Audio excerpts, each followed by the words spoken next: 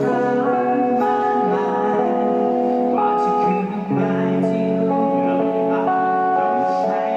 เวลาแค่ไหนรักที่มันดูเก่าแต่เรายังจำได้ดีในความทรงจำที่เท่า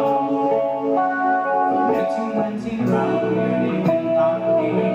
แต่ก่อนจะมีน้ำตาฉันยินดี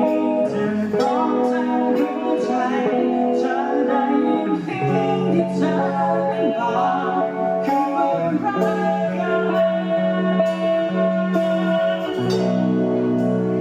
รู้ว่าวันหนึ่งเธอจะลืมว่าฉันเคยรักเธอยังไงรู้ว่าวันหนึ่งใจของฉันจะลืมว่าเราเคยรักกันมานานไรรู้วันหนึ่งเธอกลับมาไม่ได้พบกันใหม่รู้ว่าฉันจะไม่เสียใจ